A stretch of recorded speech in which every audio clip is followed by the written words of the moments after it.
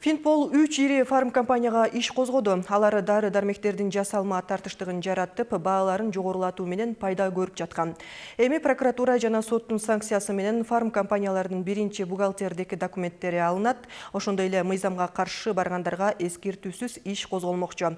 Азыр дары-дармектердин наркын жөнгө салуу боюнча иштер жүргүзүлүүдө. Кенен Айнура Жанышева баяндайт.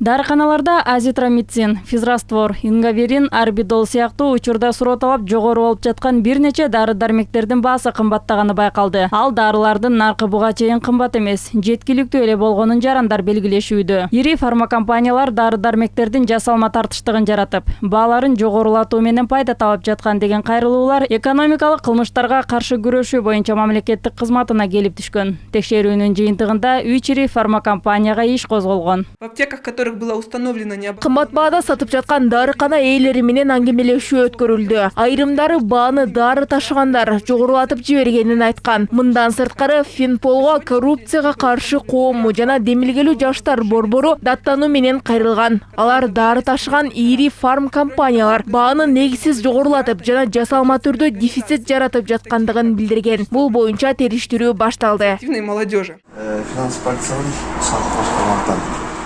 Мындан ары өз кызыкчылыктарын көздөгөндөргө эскертүүсүз кылмыш иши козголот. Азыр бааны жөнгө салуу боюнча бир катар иш-чаралар жүрүп жатат. Прокуратура жана соттун санкциясы менен фарм компаниялардын биринчи бухгалтердик документтери алынмакчы.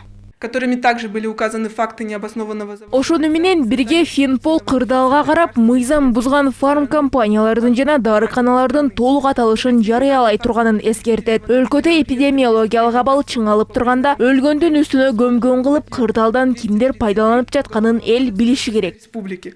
Иначе это досудебное производство. Өлкө үчүн ушундай оор мезгилде кырдаалдан пайдаланып, чөнтөгүн толтурууга аракет кылып жаткандар эл душманы экенин президент Сооронбай Жээнбеков медицина кызматкерлеринин күнүнө карата жасаган кайрылуусунда айткан. Бүгүнкү күндөр журт биримдигин сынай турган мезгил экенин унутпайлы.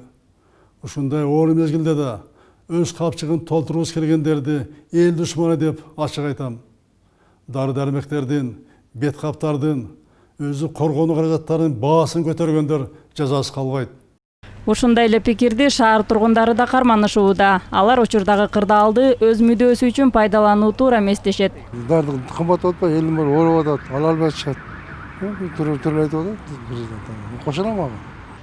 Кырсык болуп аткан алардын уяты жок да, ошону кымбаттаткан. Анан кызыл кулак кыла берсе ошол болобу? Болбойт го кызым. Ошол президенттикке туура. Аларды соттош керек, эл душманы кылыш керек. Дарыларды ушундай ооруп атканда туруп эле кымбаттатпай эле өзүнүн басында сатыш керек да, наоборот элге жардамдаш керек. Арзаныраак болчу. Өкмөт фармакология тармагында иштегендер керектүү дары-дармектердин баасын көтөрбөөгө милдеттенгендигин белгилейт. Бирок кырдаал өзгөрбөсө, министрлер кабинети бааларды жөнгө салууну киргизүү үчүн бирдиктүү документ кабыл алмакчы. Айнура Жанышева, Турар Анарбеков, ЛТР, Бишкек.